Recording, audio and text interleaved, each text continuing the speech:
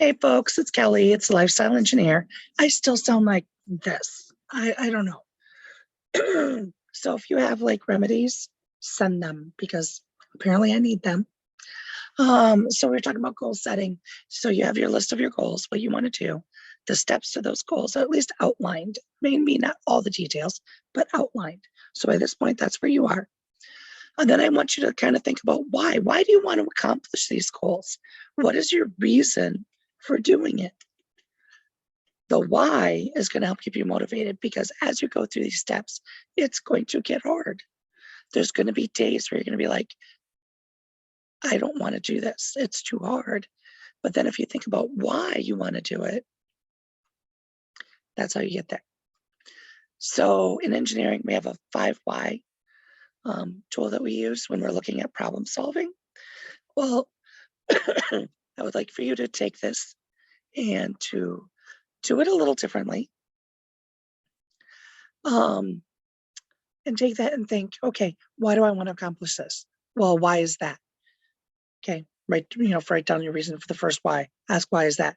Write down the reason. Why is that? Write down the reason. Write down several of those levels so that you get through and you can actually understand, why am I doing this? And if your answer ever comes up, I'm doing it because I should, you may want to rethink that goal. Okay, should usually doesn't get you anywhere. I'm doing this because I want better health for me. I'm doing this because I want a better relationship for me. I'm doing this because I want a better relationship with me. I'm doing this because I want the security for my children, for myself, for my family. Those are all reasons that are, get personal. I mean, obviously you're going to flesh it out more than what I gave you, but those are good examples. But I'm doing this because I feel I should. Because somebody told me this is the pathway to success. Those are not good reasons. You don't do things just because somebody said it's the pathway to success, because their pathway to success is probably not going to be the same as yours. Plain and simple. I mean, if you usually make friends along the way whose pathway to success is the same as yours, but very rarely do you ever start out following somebody else's path and finding happiness and success. Hopefully that makes sense. Okay, so now you have your why. Okay, then you got to remember again, excuse me. So you have to remember again that we have the PDCA life cycle. This is going to sound horrible. This whole podcast, it's going to sound horrible. Sorry. But you have the PDCA life cycle. This has not cleared up any. PDCA is plan. Okay, so we have our plan. Now you have to actually do your plan, work it. Okay, and when you're working your plan, I don't want you to take a huge goal and say, okay, I'm going to accomplish this in 30 days.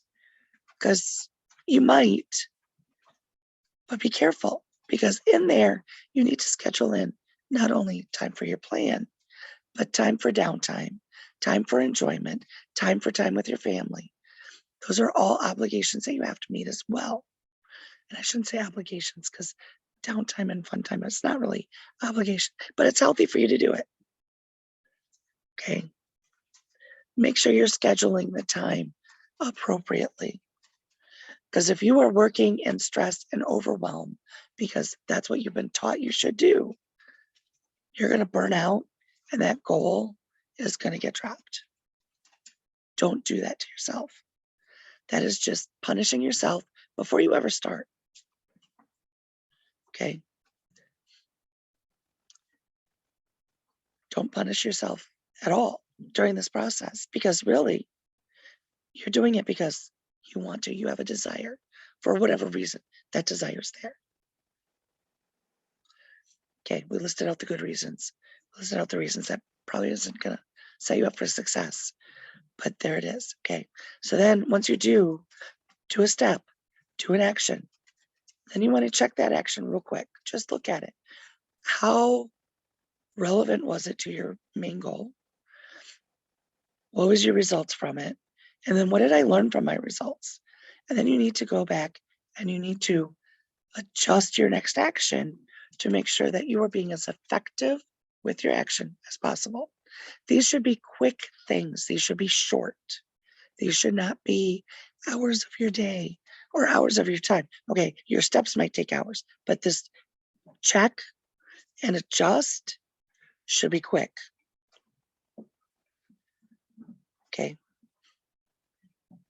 And if you're not sure of how effective your step was, because you may not see a result for a few days, it's okay to wait a few days and check it.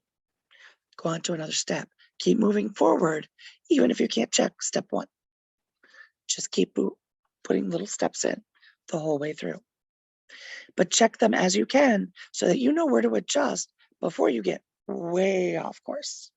You want to adjust in the moment as much as possible, or as close to the moment as possible.